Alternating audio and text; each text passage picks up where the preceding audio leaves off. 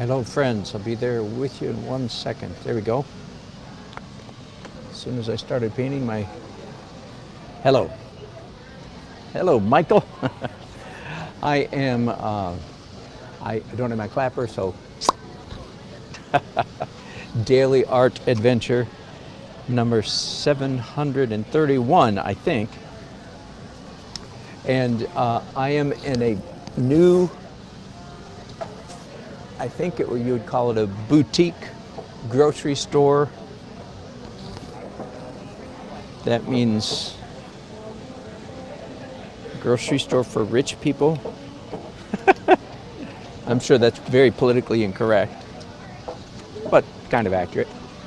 Anyway, it's a very nice new grocery store in downtown Raleigh, and they had a bit of a grand opening a couple weeks ago, but this is sort of a little bit more of a grand opening slash wine show. So, oh, Deborah here. Good to see you, Deborah. I like all you guys greeting each other.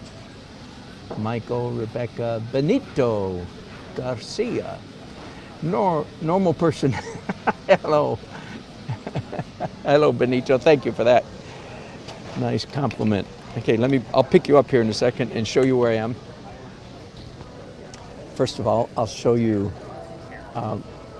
what I'm painting. This is one of those times when I have to paint from a photograph. So there's the scene that I'm painting. That's the outside of this grocery store. But as you can see, I am inside the grocery store. There's the cafe area. Quite an extensive wine selection, it looks like to me. And there's as I said, a wine show going on today. So we are up on the mezzanine level, and here's where all the wine merchants are showing off their wines. And here's the balcony outside. So do you see that sign way down there, Weaver Street Market? So I was standing, when I took the picture, I was standing down there shooting this way. And my connectivity might be kind of iffy, so I'll come back where I belong. So I'll have to show, I know, as people join us throughout the afternoon, periodically I'll go and refresh your memories about where it is that I'm painting. So for anybody local, boy, isn't that pretty? Look at that, it's just gorgeous.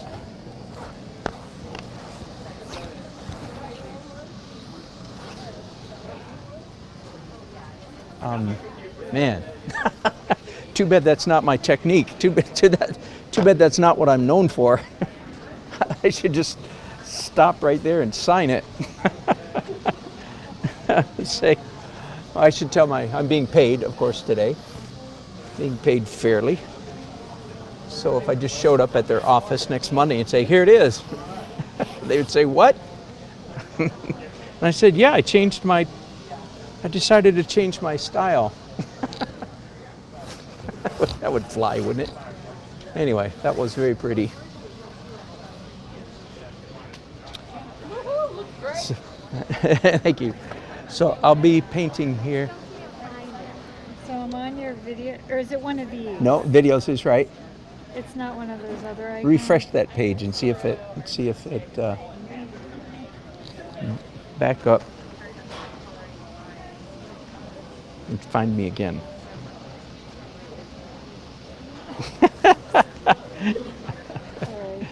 I'm working here with Emily.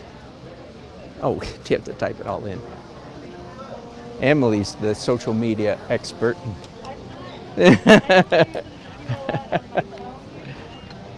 She's trying to find my broadcast. Okay, so anybody who's local, please come on down, win a door prize, enjoy some sample wine. Did you find me? All right. Thank you, Emily. And enjoy the festivities, enjoy some wine, and check out Raleigh's newest grocery store, right in the heart of what used to be the warehouse district. We still call it that, but it used to be literally warehouses. Now it's all fancy schmancy, you know? whatever we call that, fancy schmanciness. So getting a grocery store in downtown Raleigh is a really big deal. It's been tried several times before with mixed success. So we're all expecting Weaver Street Market. You can Google that, Weaver Street Market. It's a local chain, actually. Local as in Orange County, the county next to us. It turns out my wife and I are already fans of one of their branches. They only have, this is the fourth one. So it's like a micro chain. Does that make sense? Brand new entrepreneurial adventures. Oh boy, I just pulled out these brushes. Rebecca, yes, I'll probably be enjoying some wine late in the day, shall we say. No, not early in the day. So I'll be painting until 5 o'clock, and maybe a little later, but the event is scheduled to go from 1 until 5. So I'm starting here just a few minutes early.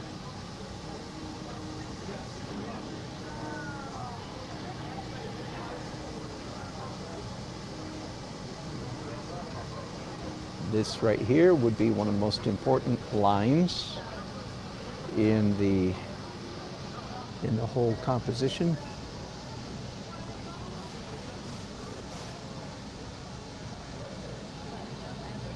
And this, one of the most important dots, because that would be my vanishing point. Those of you who don't understand, I mean at a gut level, I mean you really understand, those of you who don't understand linear perspective, I'm sorry about that. If you're a young person, keep trying.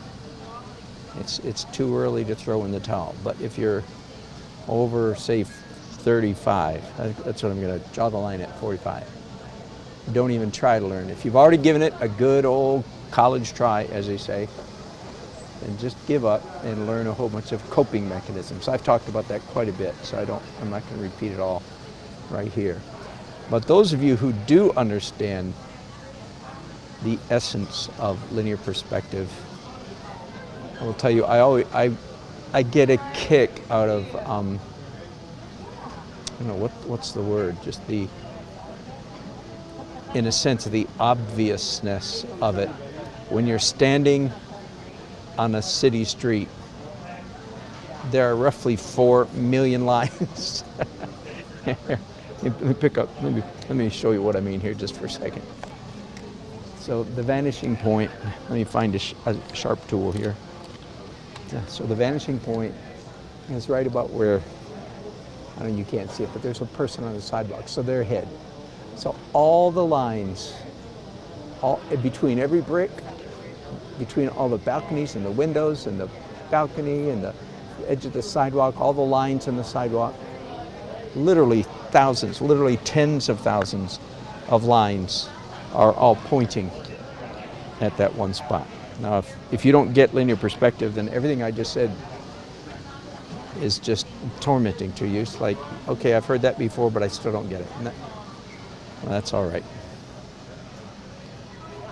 You can be a good painter, a good drawer, and not get linear perspective. And by get it, I mean really get it at a gut level.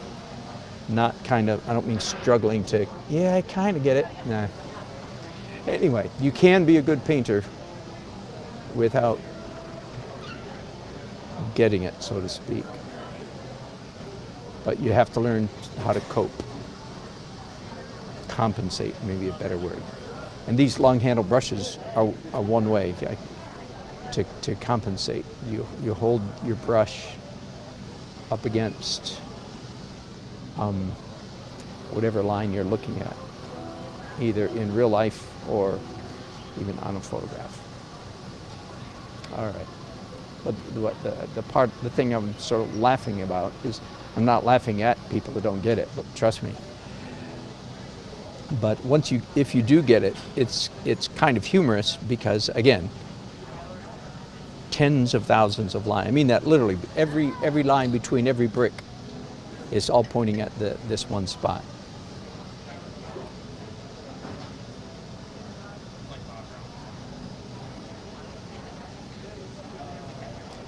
That doesn't mean, of course, that doesn't mean that that I'm fully capable of screwing it up. Oh, no. I have high respect for my ability to screw up something that I essentially understand, but I can still mess up really good. I'm good at messing up. I don't know about you. I am good at messing up. At everything.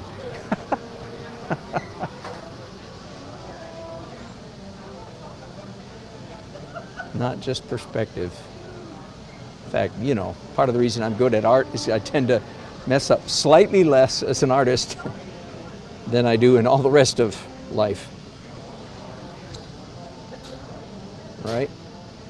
Some of you are good at personal business and accounting. Man, there's many times I would give, not my right arm, but maybe a right toe to have that gifting. Just personal organization, so to speak.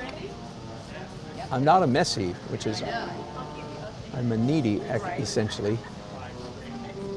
But I'm not, because that has to do with the physical environment, and I'm good at physical stuff. But my wife and I actually spent an hour or so cleaning up our dressers, my dresser in particular, the other day. So, my life feels a little bit better. I was just talking this morning to some of my friends, my Saturday morning coffee guys, about this principle that I really think this is true to a remarkable degree. That is that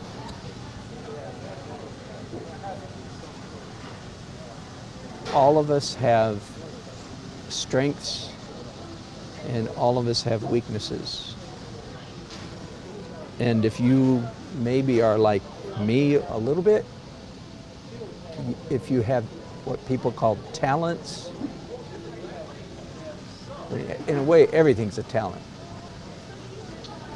But there's just a few things in our culture that we label as talents. One of them is art. So I get credited for having talent, whereas my friend who is a CPA, people don't say, "Oh, you're so talented," even though he actually is.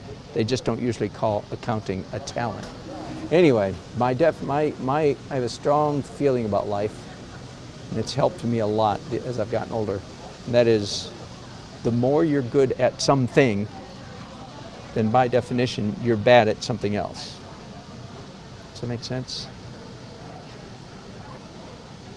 So if you're really good with language, maybe you're bad with math. Or if you're good with language and math, you might be a social moron. If you're good socially, you might be bad with spatial relationships, etc., etc. There's a book that came out, 15 or 20 years ago, maybe now, 15 anyway, called Seven Forms of Genius or something like that. I don't remember the name exactly, but it was something like that. And it was very helpful. I think it made quite a decent splash when it came out. And it really helped me as a father raising children. We had 4 kids, 2 biological, 2 adopted. And 2 of our kids just breezed through school because they had those forms of intelligence. They were good with words and math. So 2 of our kids breezed through school. 2 of our kids sweat and struggled and strained through school. And our culture says that people that do that are not as intelligent as people who breeze through school. Whoops, I just lost you for some reason. Hang on here. There we go. Lost you for just a second. So our culture says that if you're not good at school stuff, that you're not that intelligent. Are you familiar with? Are you aware of this? Those of you who are intelligent at school stuff, you're saying, yeah, what's wrong with that? It's true, obviously. Well, I don't think it is true. If you're particularly good at school subjects, you're probably really bad at some things that are not school subjects, like social relationships, communication.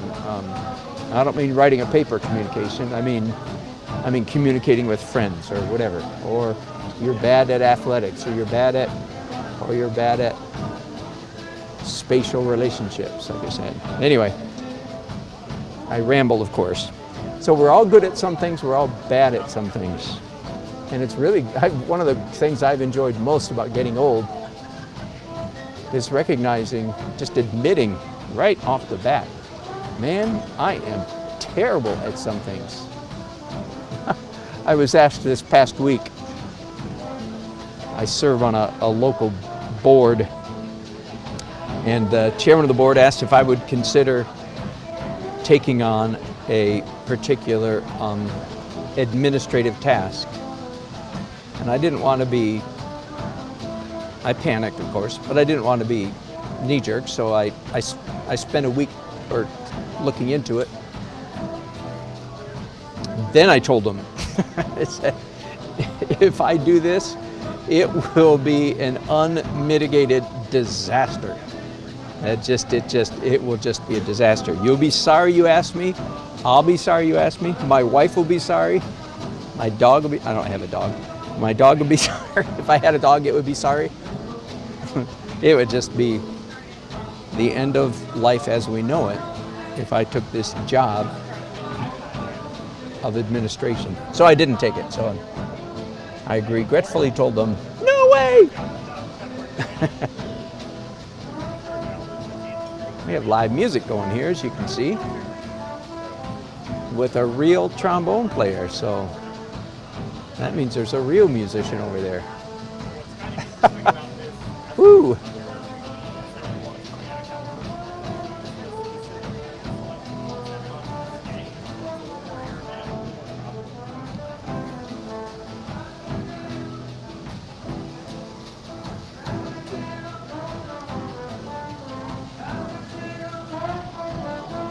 Sounds like they're saying taco bueno. I doubt that that's what they're saying. But it sure does sound like taco bueno. Taco bueno.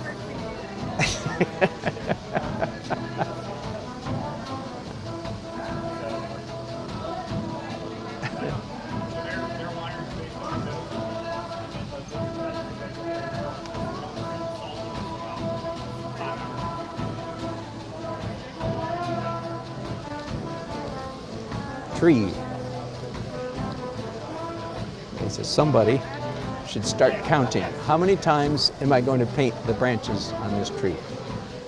My guess is at least 12 times before it's over. So there's one. My first painting of the tree. Taco bueno. Taco bueno. Taco bueno. I know you guys can't hear the music, so I'm just blessing you with my rendition. All right, cars in parked in the street. Our favorite cars, painting cars. I'm being facetious. It is not my favorite. If you're one of my regulars, thanks for all you chats, all you guys. I'll catch up with you in a minute. Don't bother me, I'm busy.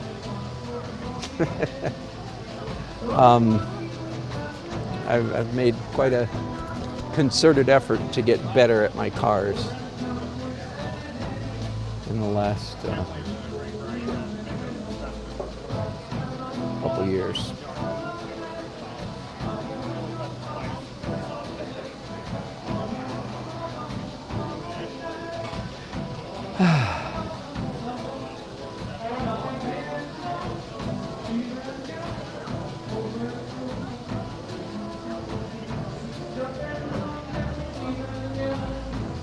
There is a building across the street here. I learned just a little while ago. So, as I was saying, this new store is located in what used to be the warehouse district. And really the last warehouse in the neighborhood is this one right there. And I learned just a few minutes ago that they've just got city council approval to build a 42-story building, which I think will be the tallest building in downtown Raleigh. But there are a lot of tall buildings being built right now, so who knows if it'll end up being the tallest. But anyway, so that's say goodbye to our last warehouse. Let's paint it before it goes, okay? But not very well because it's way over here on the edge of my painting, so it's not exactly going to be a portrait of a warehouse. Once again, for those of you who just joined me lately, I am in downtown Raleigh at the grand opening / wine show for our newest boutique grocery store in downtown Raleigh called Weaver Street Market. If you don't have anything to do, if you're in the area, this would be a fun place to come. Sample some wines. I don't know, what do? Bring a designated driver?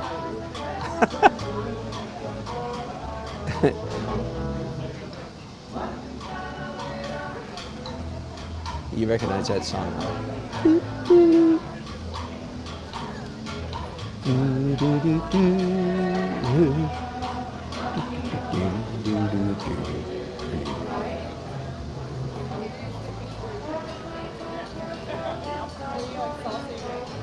So Weaver Street Market, again, is the name of it.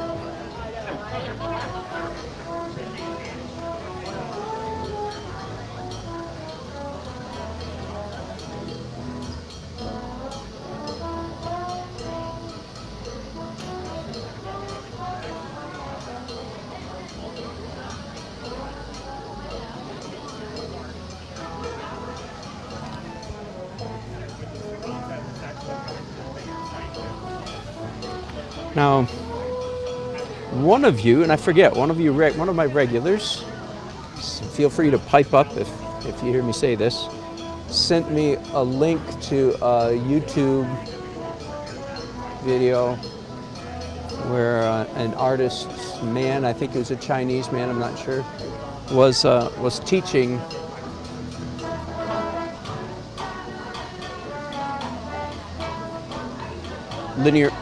perspective, not linear, was teaching perspective, and it was quite helpful, and he pointed out a couple of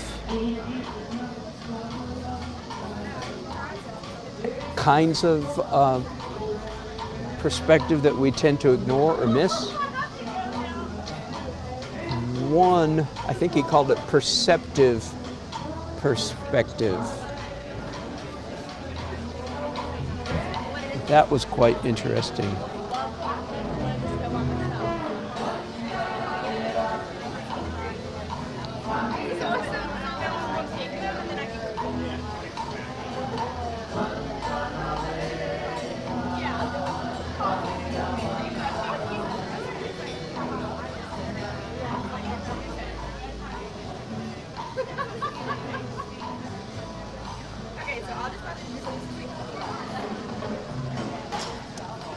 and perceptive perspective or something like that. He referenced something that I've often done but didn't know that I had a name, and that is that sometimes in order to convey a believable image, you actually have to violate the strict laws of linear perspective. And this painting actually contains an example of that. It's real simple. I'll point it to you in a second. If I'm actually standing, again, here's my photograph. Down here, you can see it. This is the outside of the building I'm standing in right now. If I'm standing that close to a building, these vertical lines are actually I'm looking up, so to speak. These vertical lines should actually converge. But I am not going to do that. That's a what's the word? Subjective choice. And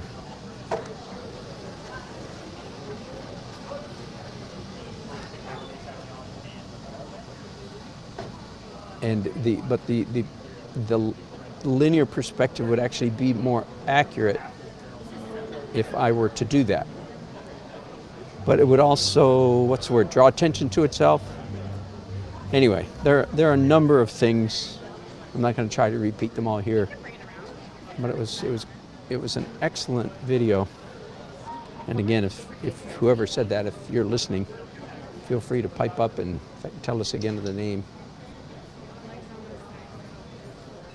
I think it was a website that specialized in particular on teaching people how to draw, so to speak, as opposed to how to paint. I think it was a drawing website.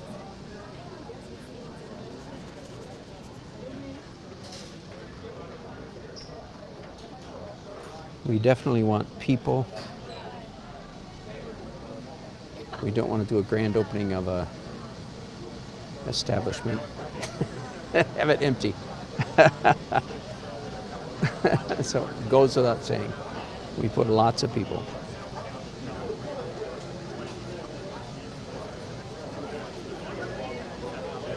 Okay, here's a little perspective lesson. Hello, ladies.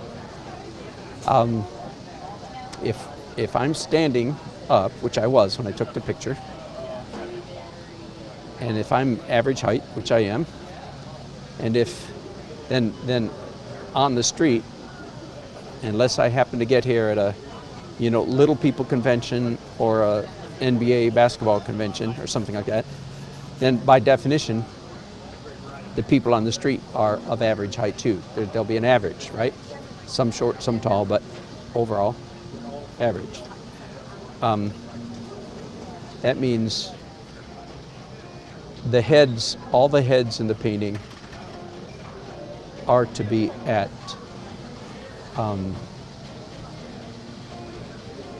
horizon level, vanishing point level. I've gotten some just a little bit short, so let me come back here and make some of these taller. So the temptation is, when you're doing a street scene like this, is to make the heads closer to either lower or higher or something. And that would be true if my camera angle was, if I held my camera low, then the heads close to me would be higher. If I held my camera over my head and shot down, then as heads got closer to me, they would be lower. But I didn't. I was holding it pretty much straight at eye level. I am told that these people are sitting down, so of course their heads, of course, are lower, right? Did I need to explain that?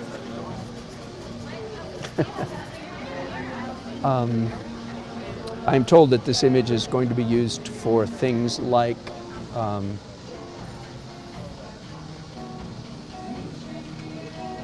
shopping bags and things like that. The images will be put on.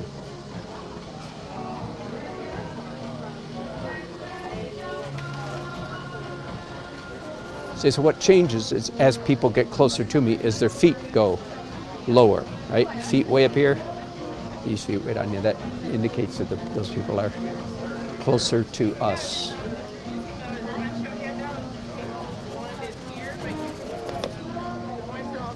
And of course, I have to be careful if it's a random crowd of pedestrians, then I need to be careful not to make my human beings evenly spaced out. They need to be clumped together. So there's a clump of 3. Here's a clump of 3, and then one there, 2 there, and so on. So again, if you're ever painting a cityscape, I'm using the word clump. You want to clump your people together. Not only visually does that make sense, emotionally, socially, it makes sense too, because we get the feeling of community, or the feeling of, love, friendship, social interaction, if people are like clumped together. So it makes sense both visually and emotionally, if you will. All right, whew, that was a lot of drawing, wasn't it? So that's my first drawing, and I, of course, will be modifying that drawing throughout the afternoon. And I only have 3 hours and 42 minutes left. That was a joke.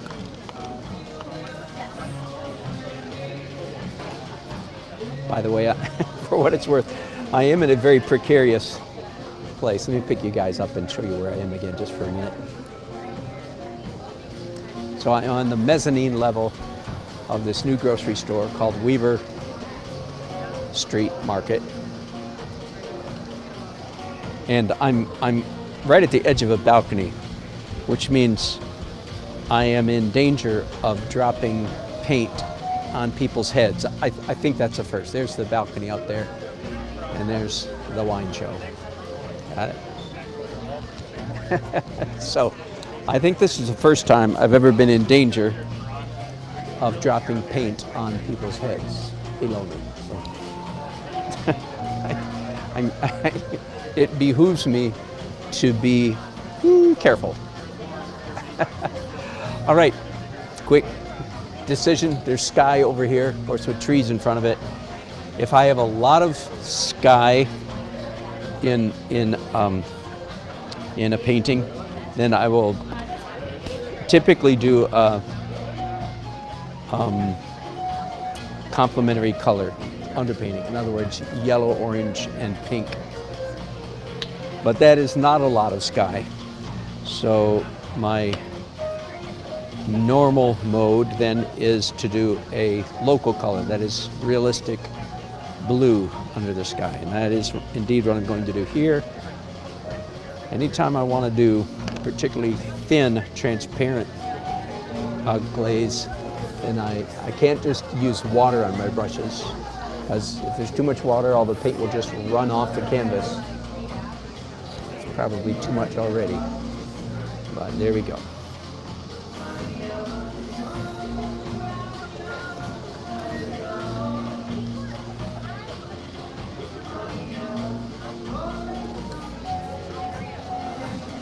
This is a big window right here, so it reflects the sky.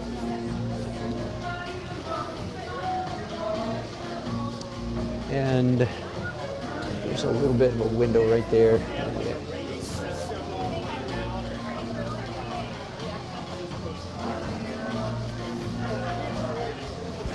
So, you know, I'm already in danger of covering up and losing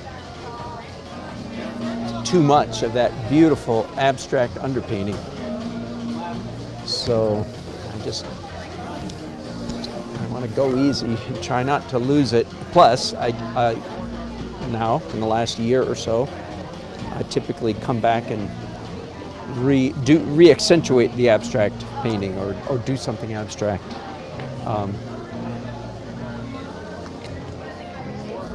After a layer of definition, if you will. All right, the building is definitely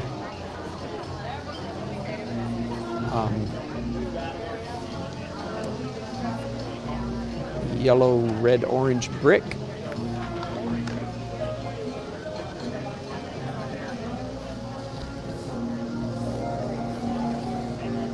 Okay, again, some of you early, especially if you're an early journey painter, and you say, I want to get loose, and then at times like this, I say, then pay attention. Okay, this building, the orange yellow brick ends with this line, but look how much. So don't paint in the lines. Is the fast way of saying what I'm trying to model for you here.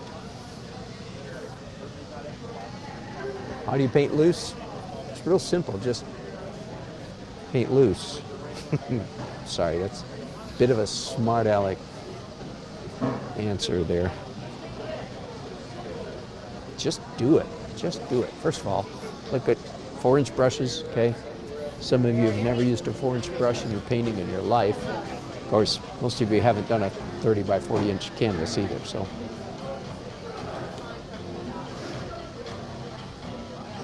So there you go. Some of you need to get loose. In order to get loose, you need to start doing some bigger paintings.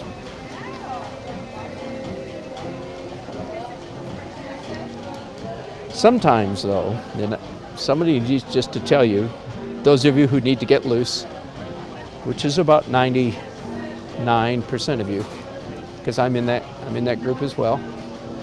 You just need somebody to say, just man up and do it. Just get lube. And they're saying that if you're a woman too, right? You understand?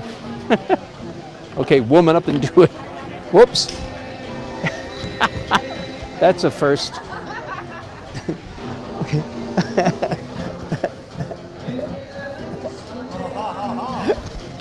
Should we try?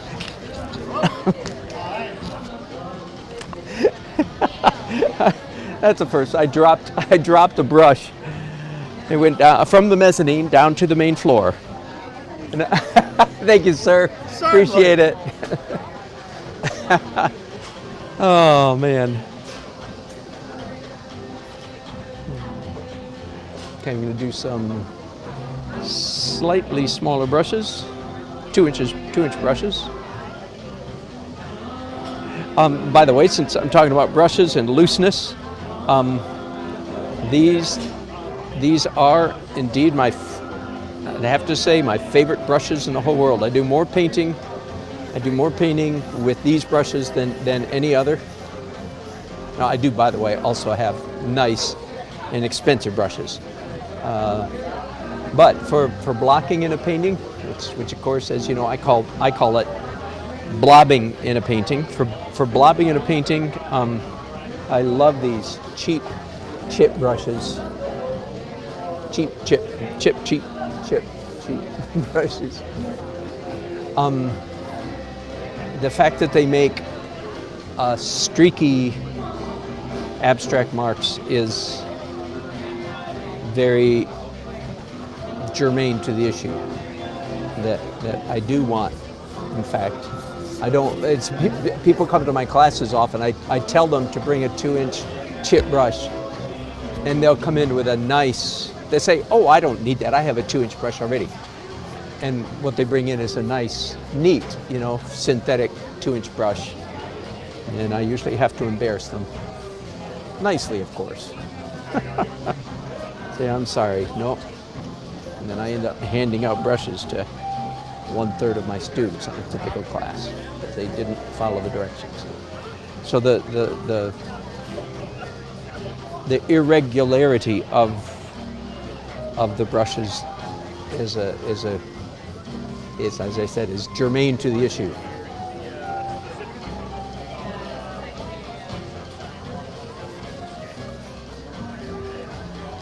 Just a little bit more large colors.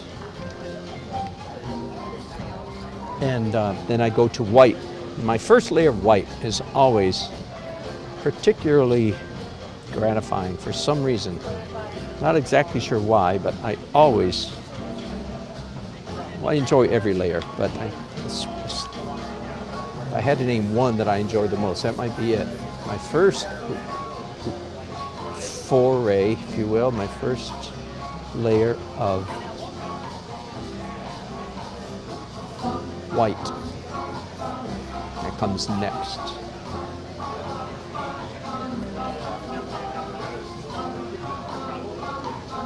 And once again, I say again, to those of you who are trying to get loose, and I'm a little bit mean when I say it's 99% of you, but that's the normal journey. That is the normal journey. Nothing wrong with that. Nothing to be ashamed of. That is where most of us are. We paint because you spend the first half of your life, your journey, not your life, your art journey. And by half, I don't mean literal half time, but the first part of our art journey, we're learning how to paint stuff that looks like stuff. At least that's what I think is a good journey.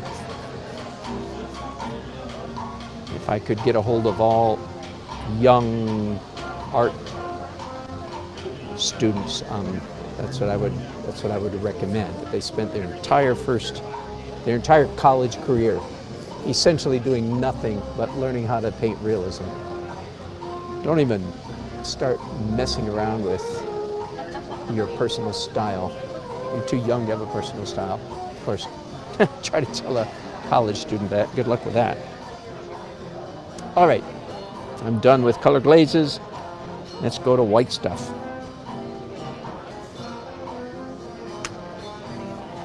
Time out. Oh man, all kinds of good chats, you guys. I'm missing it all. I'm glad you're talking to each other. I'm indoors, and the air conditioner's on, so of course the air is nice and dry, which means all these open pots of paint, of course I'm spraying with a little spray bottle here. Try to keep this paint from drying, drying.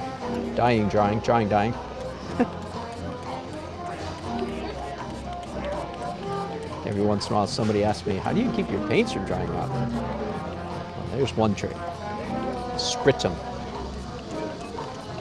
And of course, they're in pots, so the surface area is less than a paint than acrylic paint spread out on. All right, I'm gonna try something kind of different here.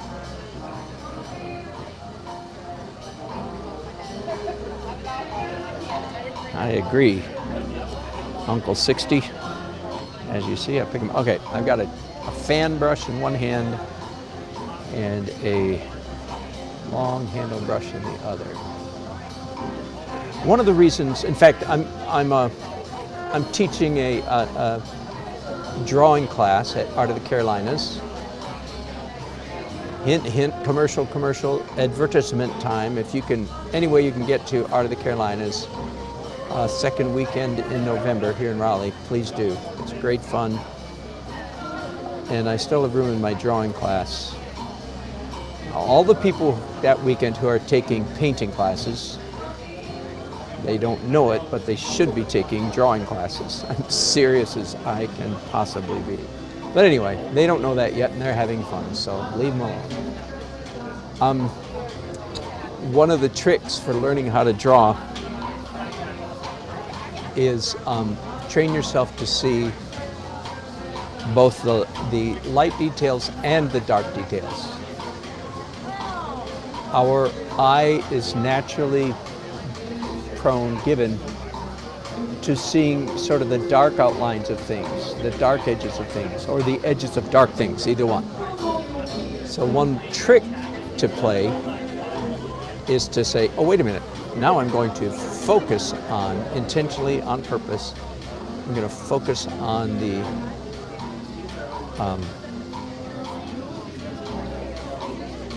light stuff. So so right now, here's my photograph on my phone. I'm looking at this image right now much differently than I have been for the last 45 minutes while I've been drawing. Right? First layer of drawing, I'm just looking the way all of you guys do. My eye is focused either on the dark edges of things or on the edges of dark shapes. I'm either naturally, our default setting is we focus on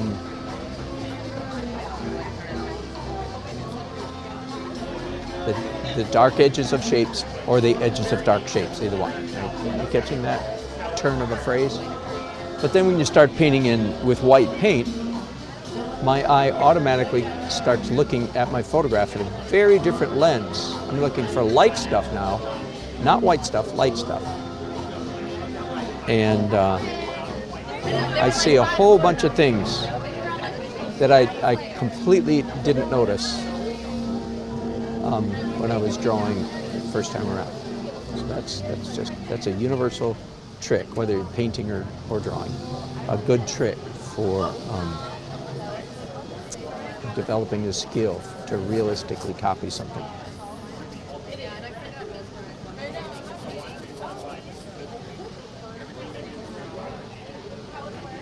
And by the way,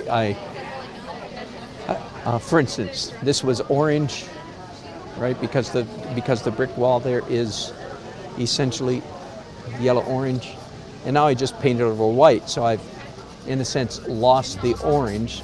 And some of you OC or OCD people, you know who you are. You'll be saying, well, why'd you paint it orange if you were just going to paint it white over white? Well, okay, one answer is because the white that I just put on there, even though I call this opaque white layer, it's actually translucent. So I have, even though I have pushed back the orange, I have not actually covered it up. Right? That's once you say it, it's just like, oh, that's really obvious. In other words, you can still see the orange through the white.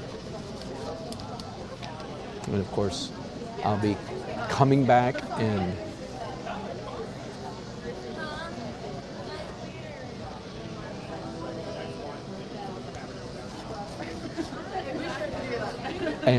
doing orange again. I mean, I'll be doing many layers, right? Again, if you want one word to describe Dan Nelson's technique, that one word would have to be transparent. Even though right now I'm painting in opaque white. Again, I know the word opaque kind of has to be in quotation marks. Opaque, so to speak, because it's actually not actually opaque. It's actually very much translucent. I'm actually not liking this brush in my left hand very much. It's good for making mess, though. There. All right. Wasn't that fun?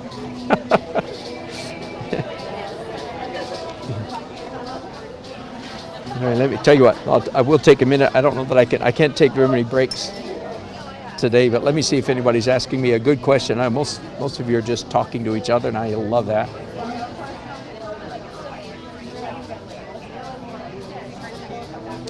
It is a commission, Rebecca, if you're still with us. I'm being paid fairly. Benito, I'm in Raleigh. Did I answer that? I hope you heard that answer. Uncle wants to see a tipsy Dan doing some painting. Not likely. Yes, please do. By the way, I painted this vest myself.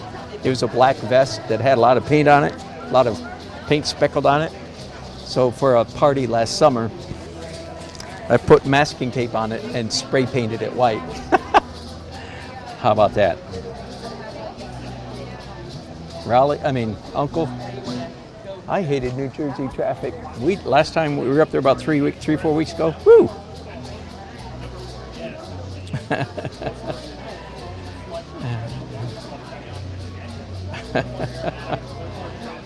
Traffic in New Jersey you're talking about.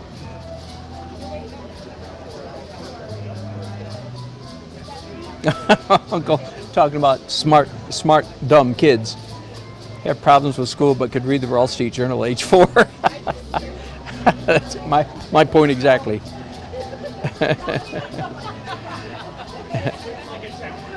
Monkey trap. It is indeed a nice atmosphere. Grimek. Well, hello from Morocco. Good to have you on board. Thank you very much.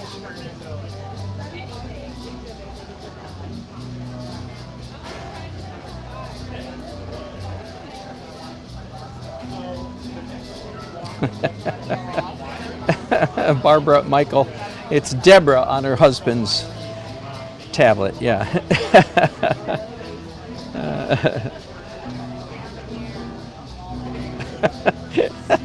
Barbara is suggesting I should occasionally drop things on customers below that. You're obviously not in this business, Barbara. You're just a safe distance away. Beetlejuice tuxedo. That's a great description.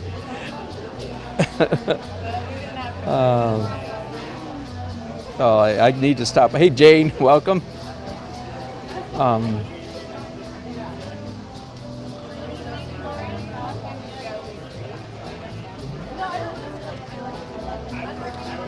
Thank you, Uncle, for describing Nirav Chandas. I'm a medical student. Great. Glad to be part of your break time. All right. I can't promise I'm going to read all of your chats.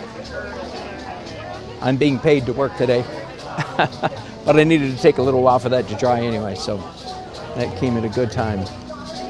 Well, there really are customers beneath me right now, so let's try not to drop any brushes on their heads, shall we?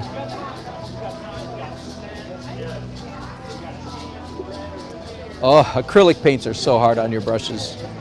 Oh, those of you who paint in acrylics because you think cleanup is easy, you've got it exactly backwards. All right, so pencil time, woohoo! I start with by putting down lines. Richard Schmid, by the way. If you don't know Richard Schmid, you should Google him. I think it would have to be designated as one of the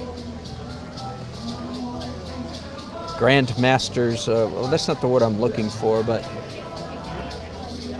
good old master. He's 80-something years old now. He's written a book, and he describes his paint, especially his portraits, but really it pertains to everything. He describes his painting process. It's quite different from mine. I'm not going to become Richard Schmid, but he makes a really good point. He says start by making a line on your painting that you think is correct. And anybody who's an artist, I think you know what he means by that, because it's like, there's a lot of like, oh my goodness, where do I start? Where do I even start on this thing, right? That feeling. So he says, so he's answering that question, where to start. He said, start by making a line that you feel like you have some fair degree of confidence that you can render this line accurately. And then he says, then just start branching out from there, little by little, step by step, expanding as you go, putting down marks that you're fairly confident about. And that's pretty good advice, I think. And the reason I'm mentioning it now is because that's, even though this is now either the second, or really the third time that I've drawn this image. I'm going to count the white that I did a few minutes ago. I'm going to count that as a drawing, even though it was kind of fat brushes, fat edges. I'm going to count that as a drawing layer.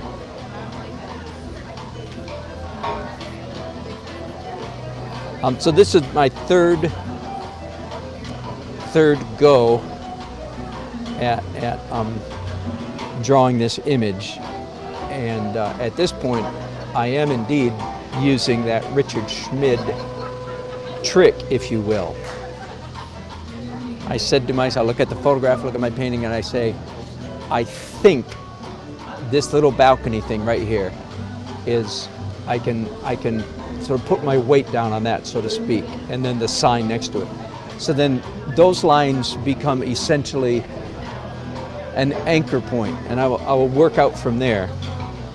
So this is, I think, one time where normally you don't paint like that. That's, tradition has it, and I think in this case the tradition is correct. You do not paint one area of the painting at a time and then move. Some do, no doubt some freaking genius paints that way, but trust me, they are the exception to the rule. They are not the rule.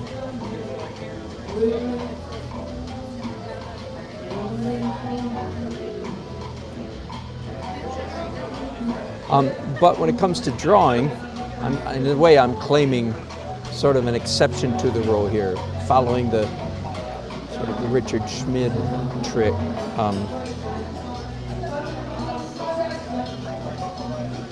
I am crawling across the canvas, at least somewhat.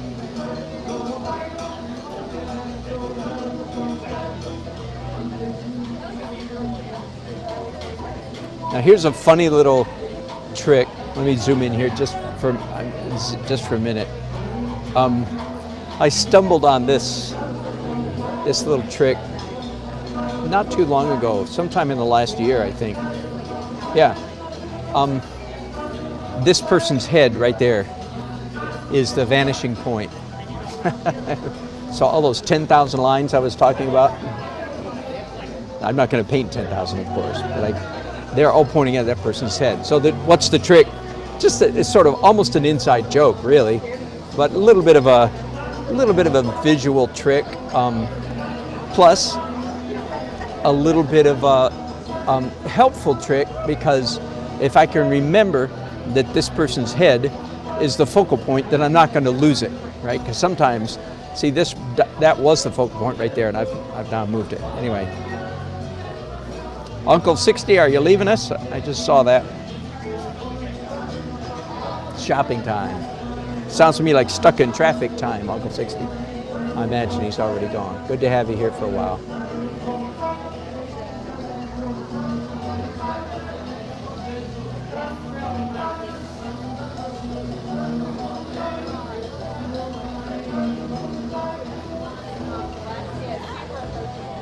So would I expect anybody looking at my painting to realize that this person's head is a focal point? Yeah, no, not at all. I'd be quite astonished if somebody ever figured that out. So I guess it's just a little bit of an inside joke, actually. Okay, I'm changing my mind, drawing where this balcony goes. First I moved it that way, then I moved it that way. And that indeed is part of I think the advantage of my approach to painting. Don't block in your paintings. If you block in, you lock in. Isn't that clever? And I think it's true. If you block in, you lock in. Do not block in. Keep it abstract, longer. Blob in your paintings. Make corrections little by little by little. Don't try to get it right all at once. Oh, there's a whole bunch of tables down here, I just realized. Okay, so I have to put people sitting here as well. Okay, those are people. In case you didn't recognize that fact.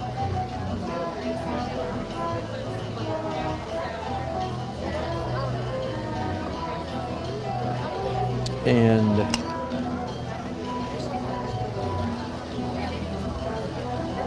wow.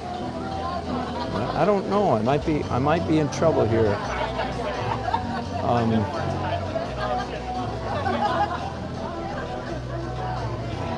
This vanishing point now is not this head. It is back in the middle of this person. Okay.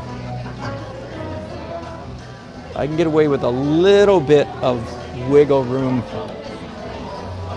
Right at the moment, now that I added a line down here, you see, I moved essentially moved the wall down. I'll move the sidewalk, edge of the sidewalk down.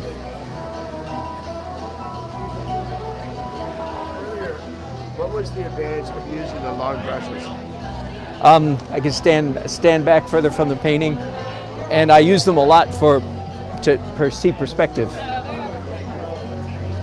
Oh my God, transformed since I last saw it. Yeah, good, good.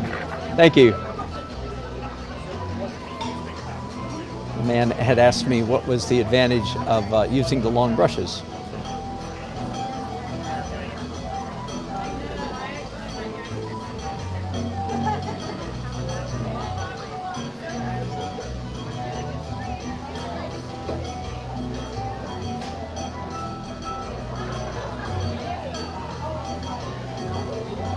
I'm really moving some things around now here. And this goes back to that perceptive perspective that I talked about a while ago. It's way more important that the perspective look correct than, thank you ma'am, more important that it look correct than that it be correct. I mean, usually if it is correct, it'll look, but sometimes not. You could, yep. Anyway, I'm gonna. Can I get you some water? Yes, or a sandwich. Okay. Is there such a thing? Or anything I can get with one hand. I would love some water though, yes I will. Okay. Thank you.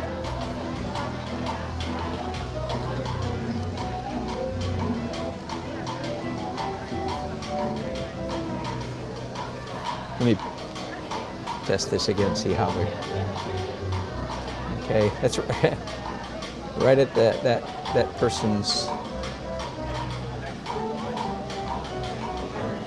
Adam's apple. So maybe I was wrong when I said it was that person's head. It might be their Adam's apple. Close enough. Just in case you're wondering, yes, that is close enough.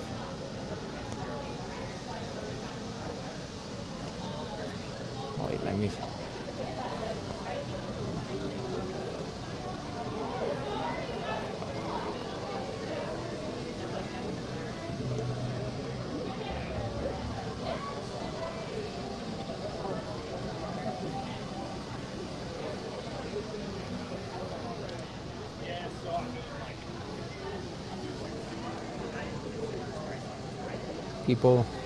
People.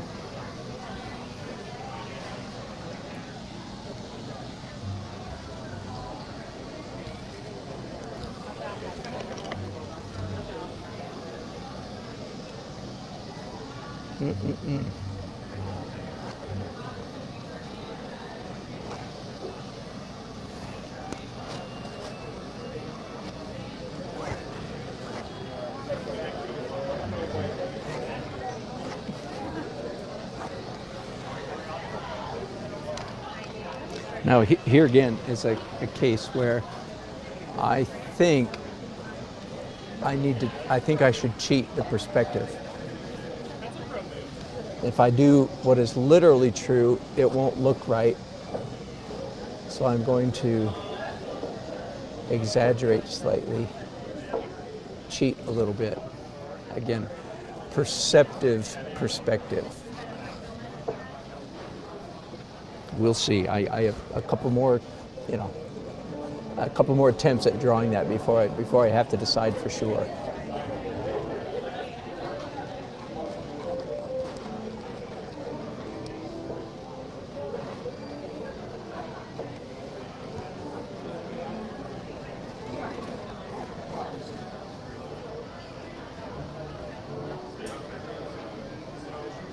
Of course, the focal point, so by the way, so this is my second time drawing these trees, if anybody's counting.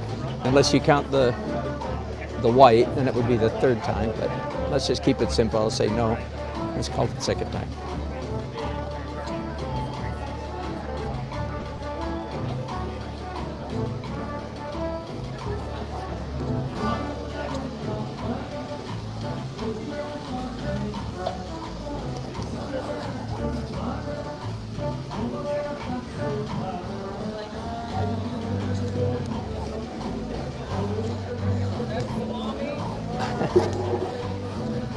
Salami sub or turkey bacon? Turkey bacon. All right. Thank you, thank you, thank you. Super.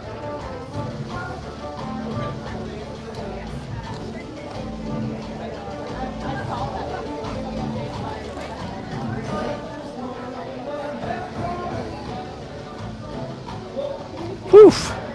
All right. Forgive me. Should I take a break while I eat a bite of my sandwich, or should I chew in your ear?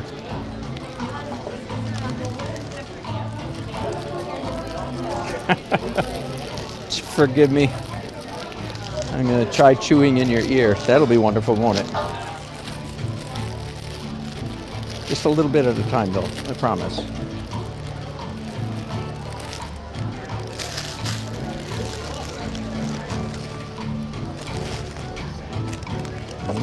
Fancy sandwich.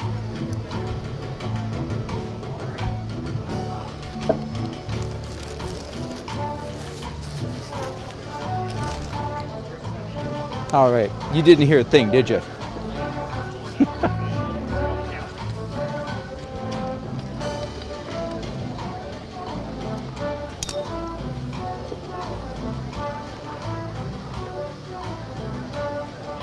Now, let me hold up the photo again that I'm essentially painting. Here's the scene that I'm painting. If I pull it down,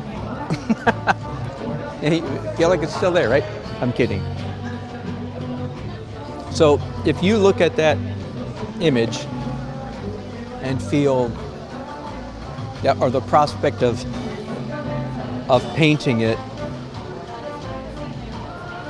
seems daunting to you, then congratulations. I think you're paying attention. Maybe, I suppose, there's some kind of savant-ish type person who could look at that and, draw it all from memory. But no, I don't want to volunteer to be one of those type people.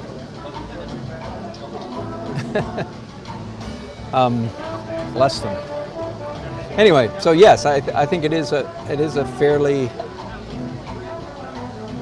daunting task. Again, if you don't think so, I don't think you're paying attention. So I'm just admitting. Does it intimidate me?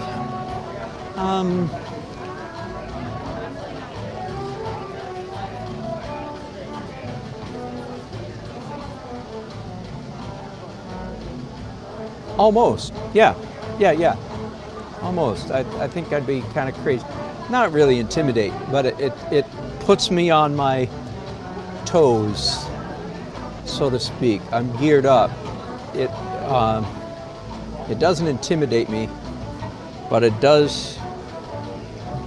I do get my game face on, if you know what I mean. I have to get in the zone. And of course, I'm just kind of weird in that being in the zone and talking to you guys at the same time are not mutually exclusive. So.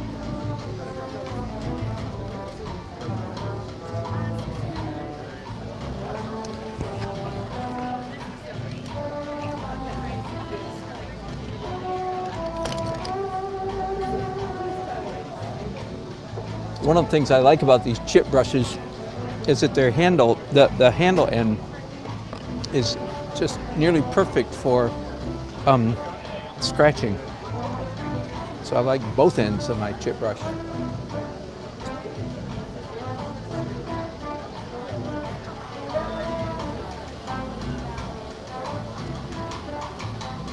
Okay, so this is definitely the third, if I count the white layer, this is my fourth time of drawing this image. So, by the way, that's related to what I was talking about just a minute ago. Am I intimidated, or is this an intimidating subject matter? And at least on the surface, the answer would have to be, of course. But I, to a large degree, I trust my method. This ain't my first rodeo, some smart aleck like that. And I know that if I just keep my head down and keep working, just keep plowing away, I chip away at the problem one step at a time. Let me check my perspective again. Yeah, right at that person's sternum. This person down here. It's not their head. Hello. Which, by the way, if the vanishing point really is that person's sternum, That's how you keep the perspective so correct. that's right. It's right there at that That person. one spot. Yep. Exactly.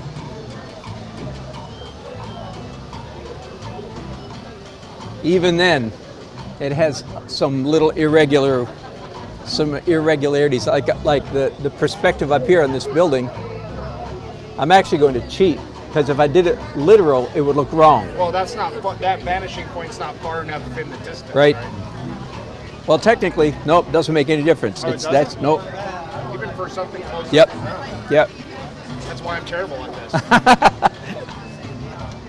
But if my vanishing point's right about there, which means this person is about 6'5" I inches see. tall, so I can always make them shorter if I. Right.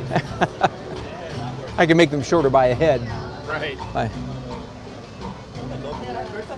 some famous queen said that, right? Some nice queen lady said that. Elizabeth.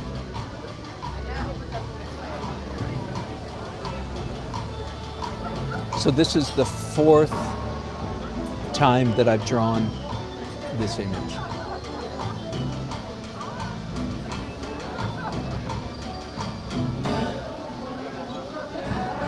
Again, so I what I call my technique in this regard, I call it blobbing in rather than blocking.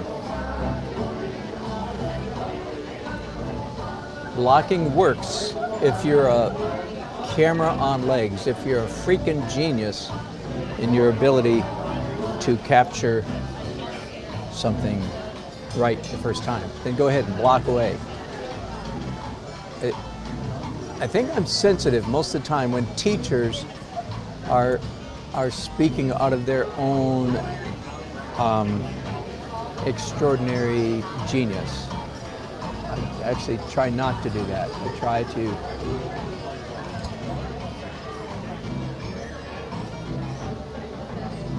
there's a line that's wrong. Let's fix that. So if, for instance, I say if you're Kevin McPherson, then go ahead and block in your paintings because you're probably going to put the blocks in the right place. The thing that annoys me most about paintings is when the perspective's all messed up. It drives me crazy. That is the one thing a casual observer can see. You're right.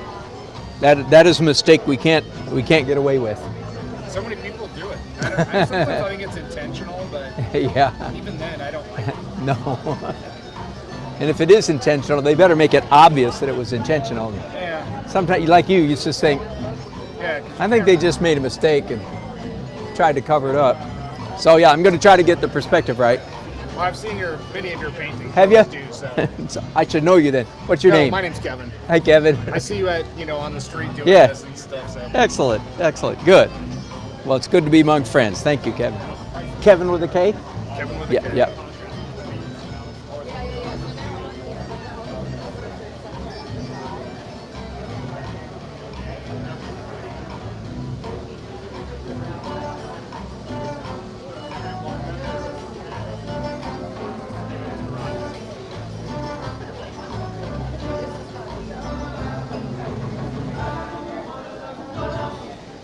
As Kevin was talking to me, evidently knows my work from around town, and he was exactly correct that he said, it drives me crazy when the artists don't get the perspective correct.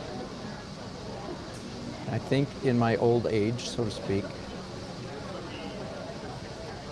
it's one of the reasons I've gotten slower.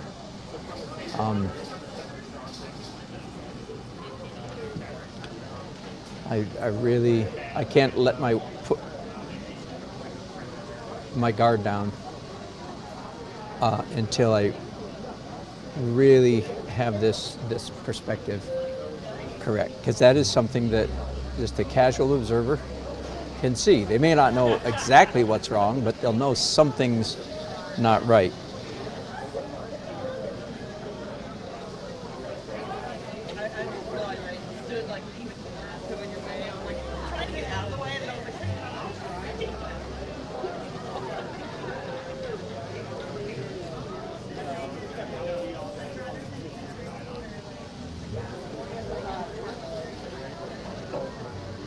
And here I am working so hard at perspective, at drawing, right?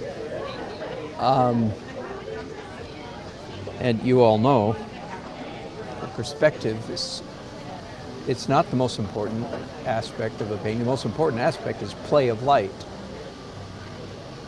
But if you don't get the drawing right, you get disqualified, you get vetoed, you get kicked out of the game. So all your play of light won't amount to a hill of beans, so to speak, if the perspectives, if the drawing's not right. Thus, therefore, that's why I'm working as hard as I am, going slow, taking my time, drawing literally over and over and over again, right? At the moment, I think I'm quite happy with, pardon? Can I take it? Absolutely, please do. Plaster it everywhere. Whoops, I just realized I don't have a business card. I do in my box here, I think. You're welcome. Lady had asked if she could take my picture. My answer is always, please. Plaster it everywhere.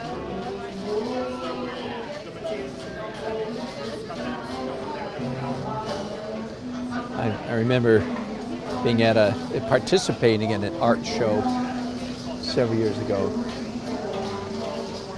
And I think you still see this.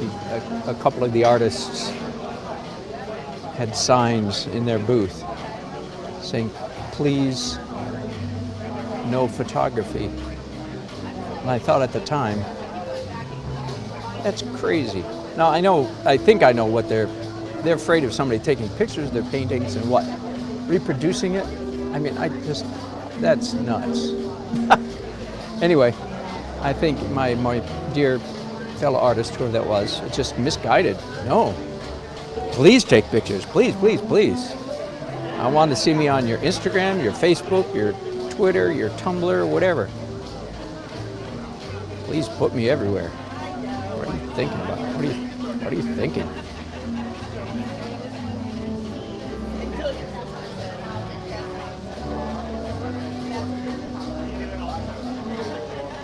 I did end up making this person shorter. Do you see that?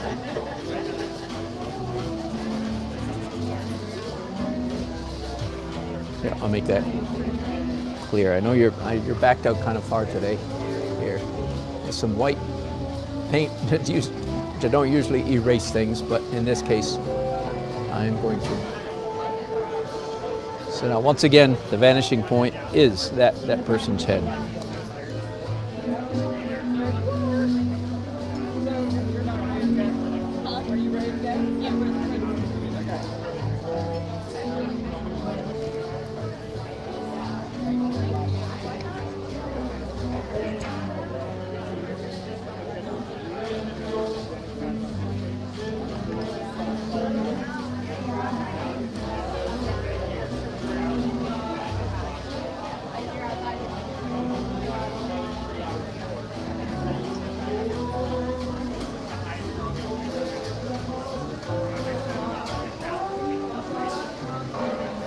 That was the first line I put on the painting was that one right there.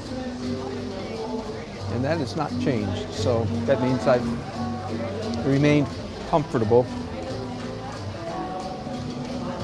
with the placement of that mark.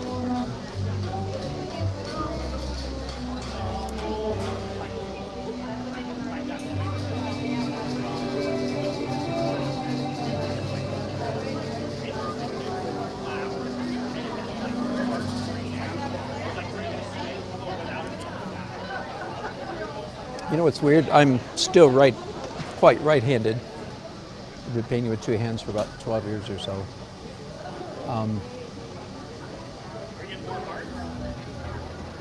But my left hand is much better at making vertical marks. It's in drawing and painting. My left hand makes better vertical marks than my right hand, which is really strange. I can't explain that at all. All right, it's D-Day, it's decision time about the perspective on this wall. This line right here, even though it's technically wrong, it's feeling correct to me. So I'm going to proceed.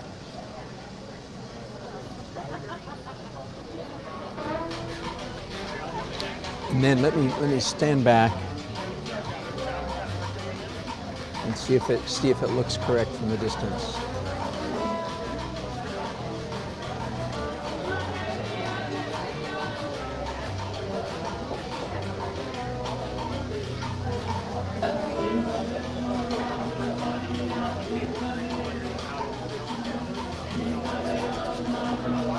Okay, as I said, I'm going to stand back.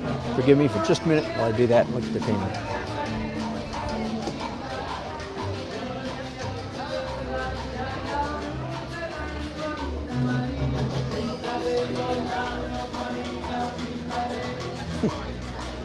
It's alive. Time flies when you're having fun.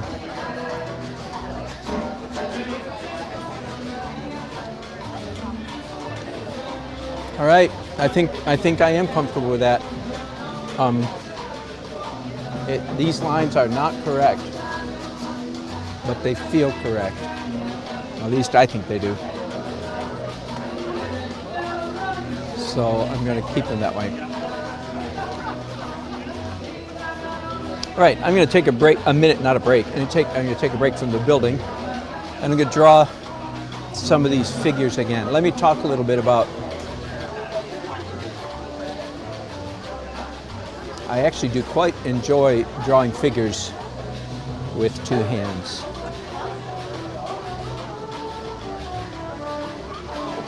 I hope not to overdo this. I'm going to draw this person right here, standing up, walking, perfectly straight, walking away from us. I think all these people are walking away from us, at least at the moment, because they're going toward the action of the Weaver Street Market. Okay, but that guy's, I think it's a guy. I think that one's a guy. And he's standing up straight. Now, it would be a real mistake if I make most of my people straight. So this is, I think, a woman. Her head tilts slightly to the right. That means her shoulders tilt slightly toward the left, and her hips toward the right again. See, so that she has her spine has a natural curve to it. And we're not seeing her then exactly from behind. She's turned a little bit. And then this person, head tilted, see the heads are tilted toward each other, which gives a warm, emotional, like they're in love kind of feeling or something, or they're talking to each other. His head tilts to the left. Therefore, the upper part of his torso tilts the opposite way toward the right, and his hips again. Yeah, so the S figure, this is gesture drawing 101. Now let's do this person straight up again. I don't want everybody all S curvy, but I'm gonna make this person, again, head tilted slightly to the left, therefore shoulders, upper part of the torso slightly the other opposite, and then hips back. Okay, S. Just remember the S, or Z, either one. And if you're painting a crowd of people, it's important that you have variety like that. You don't want them all standing like guards at Buckingham Palace. I've made that mistake so many times. All my people are standing up too straight. Now, you know what? Either a dog. I'm going to think about a dog down here, and a child. Those give good feelings. Okay, then a group of people I don't know how many. Right now I've got 1, 2, 3, 4, 5, 6 people back there, and then there's people at the stairs. I mean, not the stairs, at the table. People here at the table, and here, and here.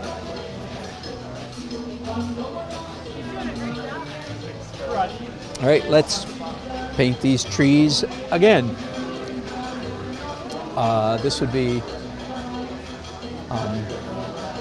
hello blank canvas.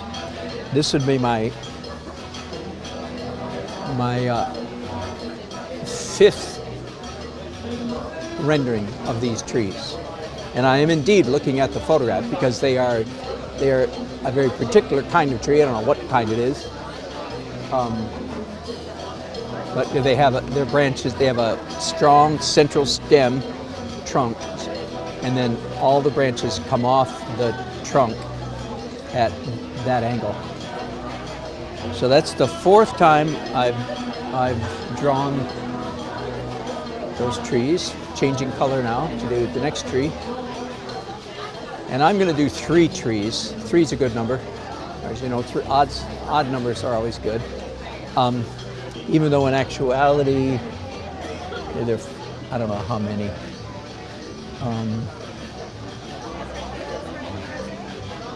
Maybe 6 trees or so. But 3 will do. That's enough, so it's crowded enough as it is.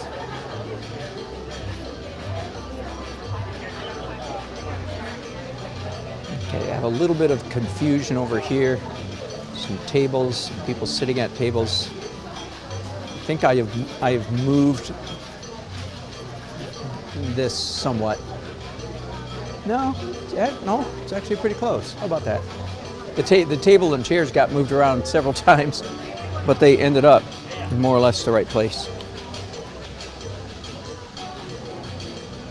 Okay, what I can do next is some with medium-sized brushes. Of course, in my world, that means a 2-inch brush. Let's do some shadows, shading.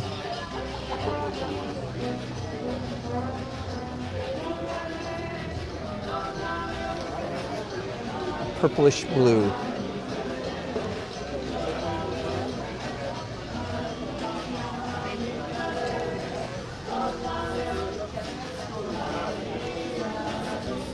Don't spatter paint on the people below me. It's not usually a problem. Today it is. I'm right next to a railing on a mezzanine level.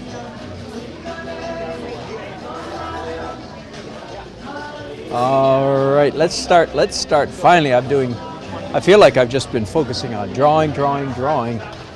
Whoop, whoop, whoop. Hang on here. I just got a dialogue here that says one of my battery packs is dead, so forgive me just a minute while I change battery packs.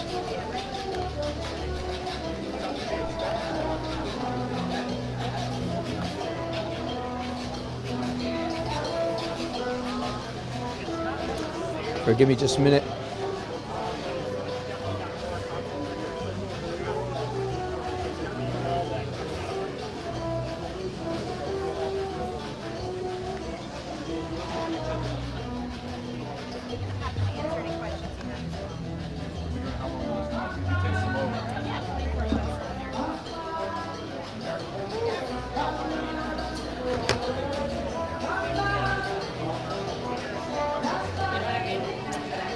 So I was about to say, I feel like I've been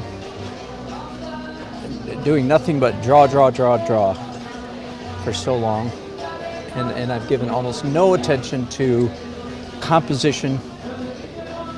By the way, that should be an interesting insight for some of you. That the issue, the practice of drawing, like drawing things like buildings and people and cars and so forth, all the stuff,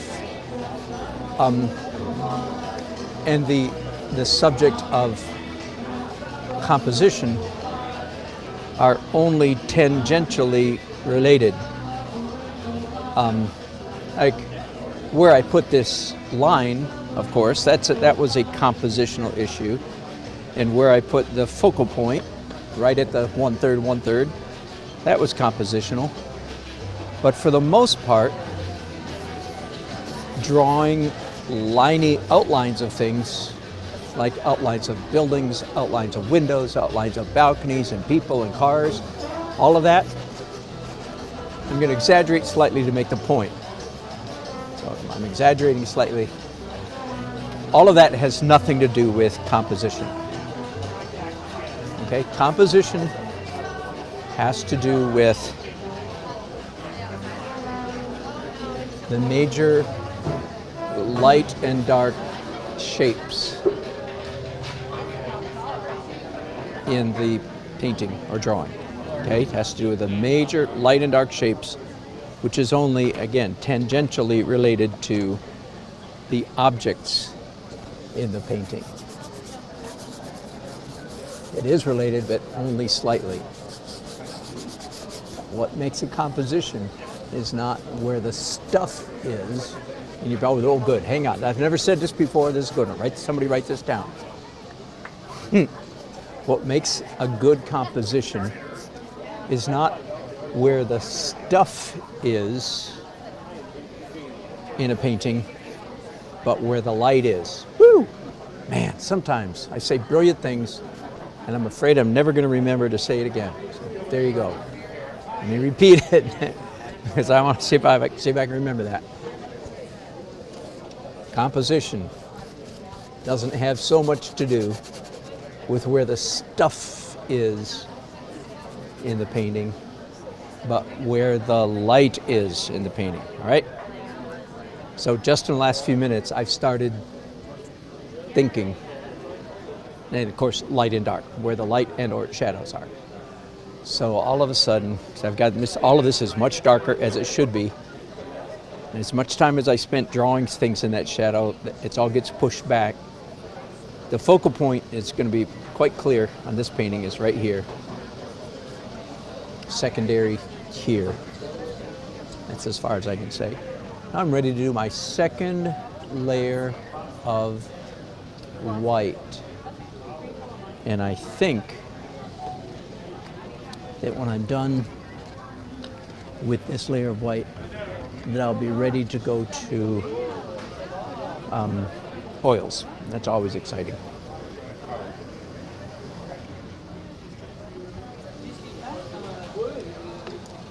So this time around, using considerably smaller. Thank you, Jane.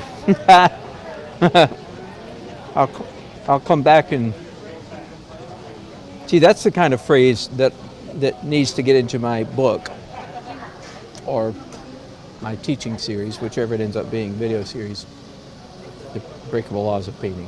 Thank you, Jane.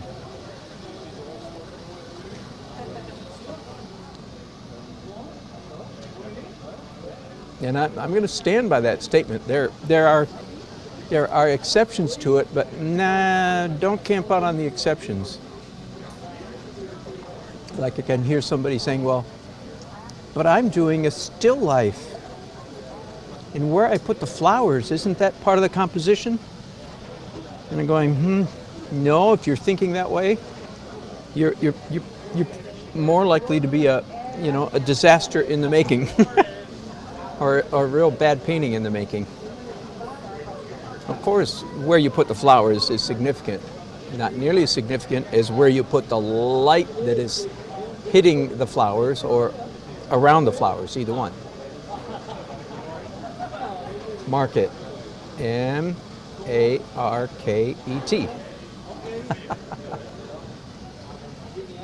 Did you catch that? And this is a reflection of that sign here in the window, which that was part of what attracted me to this particular view. The assignment today, once I got here and had a conversation with the powers that be, sort of the managers of the store and also the marketing agency who has hired me.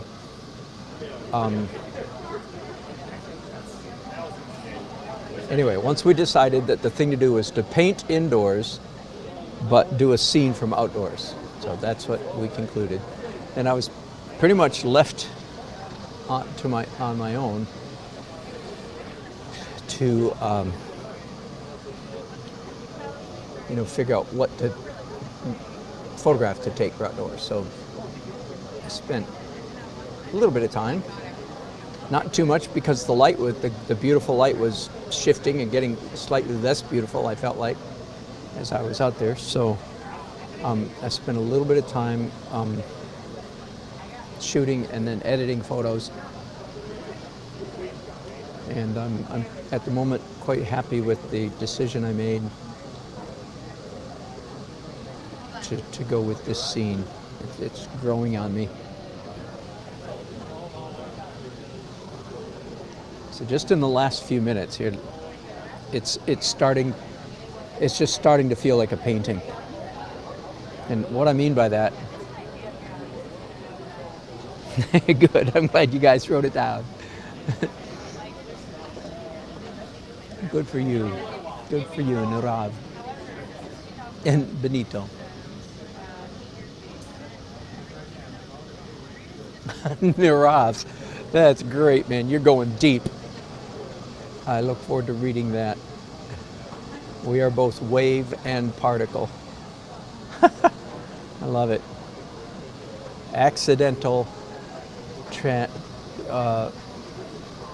transcendent truths coming through as we try to create. I do, by the way, just for what it's worth, I do think that kind of thing happens all the time. If, and that's a big if, as many artists are not only not in the business of beauty, they're actually in the business of anti-beauty. That's another subject for another time. But if you are in fact engaged in the process of trying to create beauty, you stumble upon things like that all the time, I think. Accidental transcendencies, can I call it that?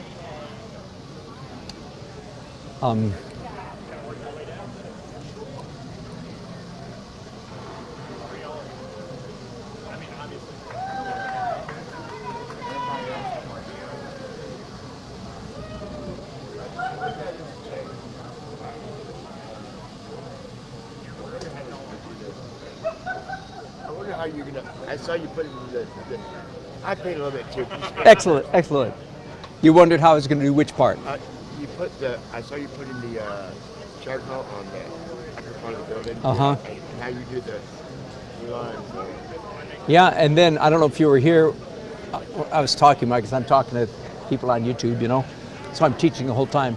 I've actually cheated the perspective up here, because in reality, these lines, look at how far off I am. Like down here, I'm correct. And I watched a video just a few weeks ago. One of my viewers sent it to me about some smart guy teaching our perspective. And he used a term I'd never heard before. He called it perceptive, I think it was, but it was mental, perceptive perspective. Right. He talked about there are times when you have to cheat. To me, that feels right. I stood back and looked at it and said, yeah, even though technically it's wrong. Yeah, I mean like here, there, and there. Do you see, these lines Right. are correct. That pencil line, but right. I'm not following it. Right. There's probably some physics answer to explanation. Yeah. I don't know, really don't know what it is. More psychological. It's how the mind works. It's what? How the mind works. Yeah, certainly. Mark, you don't have to pay him a lot of money if you're going to be in the picture. That's right.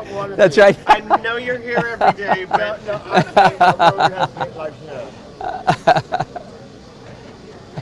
Have you ever seen me before? No. Well, hang on just a second.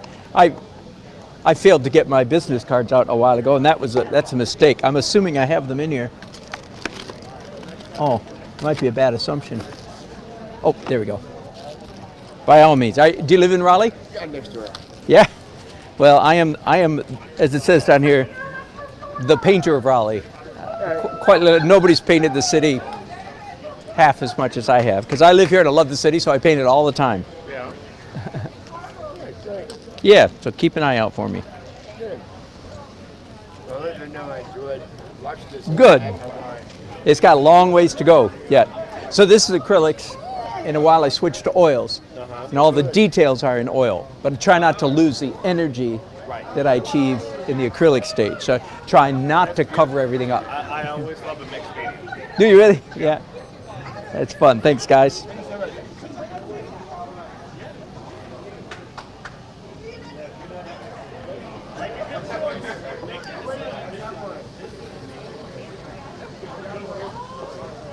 All right, where was I? I know a while ago I was talking about it starting to look and feel like a painting. Yeah, that's worth repeating.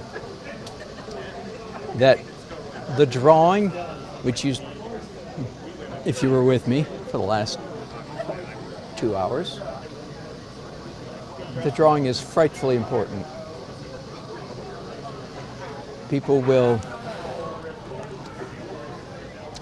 what's the word? They'll X you out. You get kicked out of the game for having erroneous drawing, for having the drawing wrong. But a painting, and again, this gets us back into this subject I talk about so often. First half of our paint journey, our art journey. First half of our art journey is learning how to paint stuff that looks like stuff. Okay, so that's getting the drawing right, and that's kind of like work, mental work, mathematical, analytical, careful, patient. Take a deep breath, suck it up. You know, get over it and press through. Okay, so I would call what I'm doing right now the sixth drawing of these trees. So we're, I think, 6 phases, because now I'm painting tree holes. What most people call sky holes, I try to make a habit of calling tree holes, because in my case, so often, what is behind the tree is, in fact, not sky at all, but something else. So anyway, that's why I don't think they should be called sky holes. So layer number 5, which is one of the, I'm also teaching a class at Art of the Carolinas I'm teaching a class on how to paint trees. And one of the one word answers I have to that is you paint in layers. Layers and layers and layers.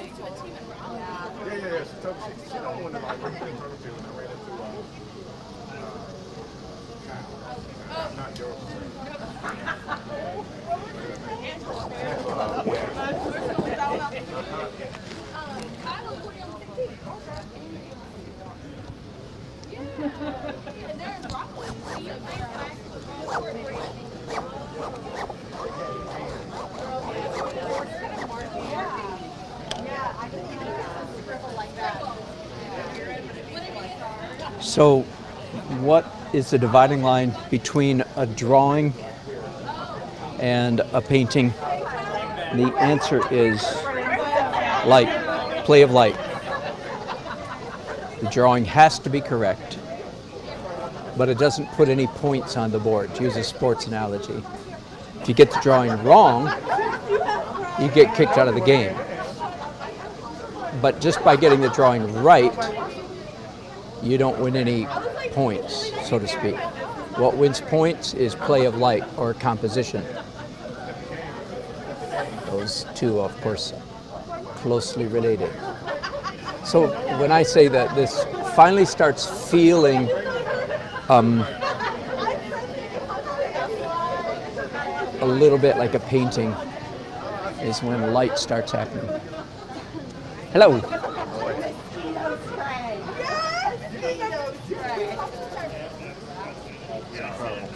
Thank you. Somebody said it's incredible. That's nice.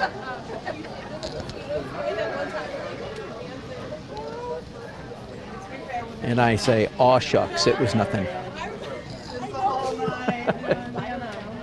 Sprezzatura. It was nothing. It was nothing. I was trying to mess up and I just accidentally didn't. I've never said that before. That's a new one.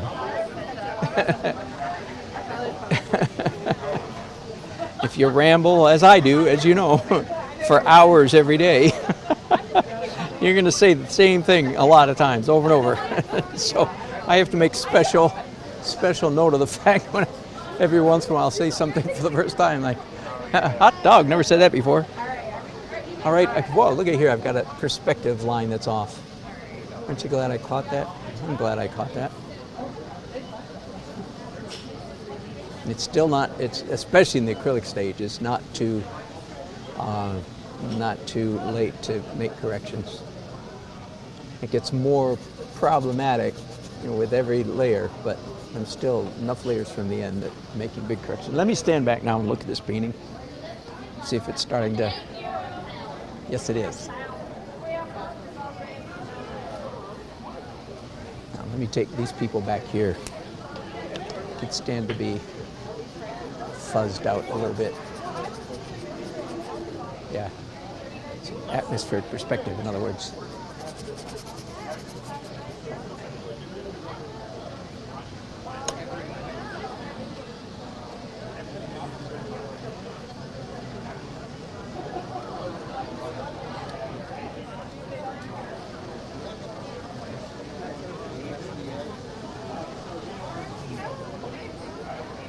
All right, so theoretically now, in theory, I'm ready to go to oils. Let me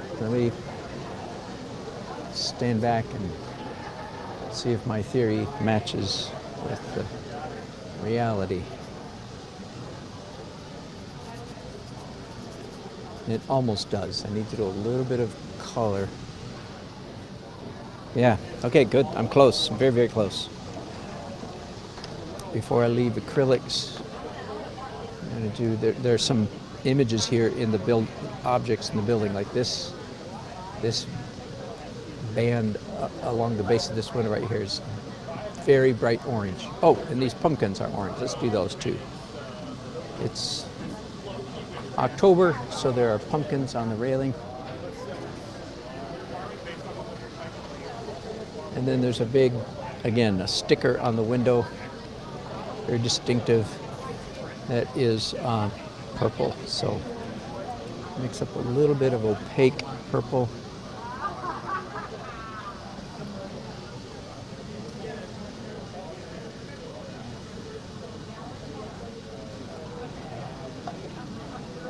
When is it time to go to oil? That's a good question. So glad you asked.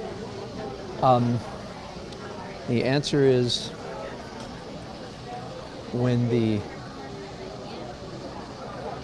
drawing is nearly perfect or correct. When the colors, I'll use the word close to correct. When the drawing is close, when the colors are close, and when the values are close. All those, of course, are relative statements, which means I'm not really answering the question. I know, I recognize that, but that's as good as I can do. When is it time to move to oil? When the drawing is essentially correct. When the colors are close to correct. And when the values are close to correct. Okay, so I think I'm there.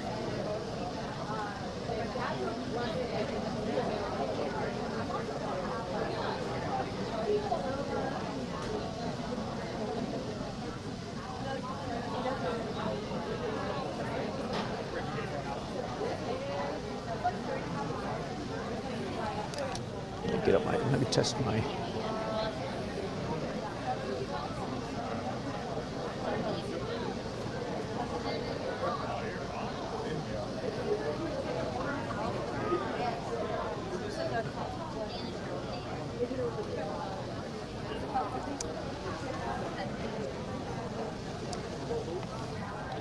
All right, here's what I'm going to do. I'm going to end this broadcast right here. It'll take me 10 or 20 minutes to transition to oil. And so I'll start Daily Art Adventure number 732. So if you are subscribed to my channel, if you've clicked the bell, then you'll get a notification when I start painting again. If you're not subscribed, then shame on you.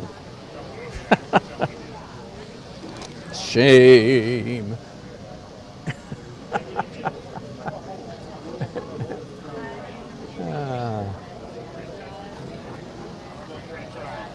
Hey, you know what? I just changed my mind.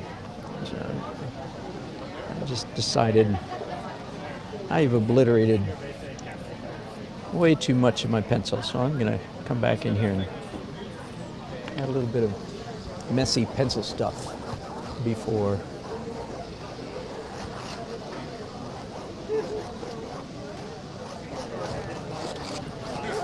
Okay, good enough. All right, thank you guys for all your company.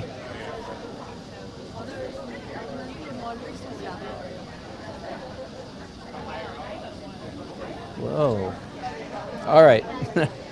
My monitor's gone crazy. I hope it's not crazy for you guys. All right, bye. Be back in a bit. Bye.